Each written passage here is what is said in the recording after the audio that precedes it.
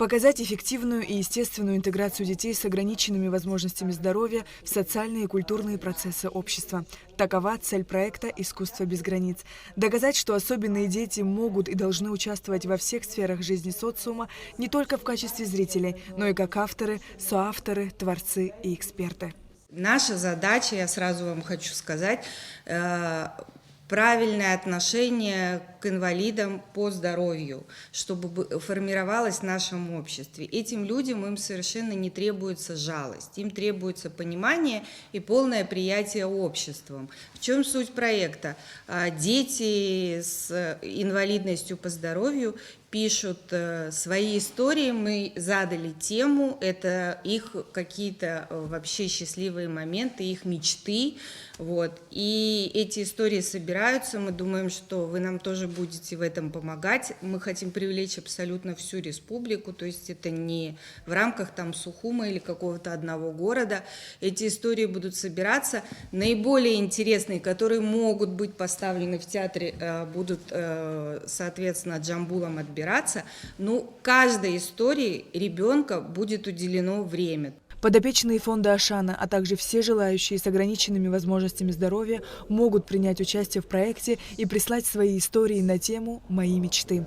Все истории будут опубликованы на площадках информационного партнера «Спутник Абхазия». Хочу еще раз подчеркнуть, что принять участие могут не только подопечные фонда Ашана, но и все желающие люди с ограниченными возможностями здоровья до 18 лет. Мы возрастные ограничения сделали, но уже вижу, что есть рассказы более взрослых людей, кому-то 22 года, кому-то 30 лет. Но я думаю, что для представления будем отбирать согласно возрастным критериям. Наиболее интересные истории будут отбираться режиссером Джамбулом Жордания, а затем по ним будет поставлен инклюзивный спектакль, рассказывающий об историях этих детей. Во время показа спектакля слабослышащим детям будут помогать сурдопереводчики, а шептуны – слабовидящим. Уже приходят десятки писем от людей с ограниченными возможностями здоровья. Как отметил Джамбул Жордания, очень важно, чтобы родители детей не писали за них истории.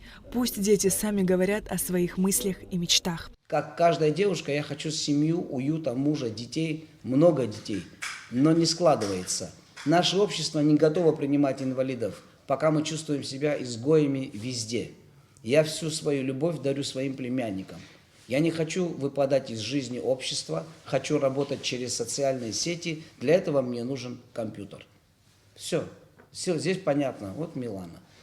Человек рассказал буквально вкратце, что это такое. Дальше мы можем дофантазировать по мотивам этих рассказов. Будет сделана одна какая-то история, где будут каким-то образом, все естественно, истории невозможно, но сама суть того, что эти дети тоже, как и обычные здоровые дети, умеют мечтать, и то, что они абсолютно здоровые как бы, в плане, ну, не физическом, а умственном, вот, скорее всего, наверное, будет это показать нашей задачей. Уже создан логотип проекта «Искусство без границ», автором которого является студентка второго курса отделения искусств ГУ Сабина Отерба. Там изображены афиши от театра, который «Красные шторы».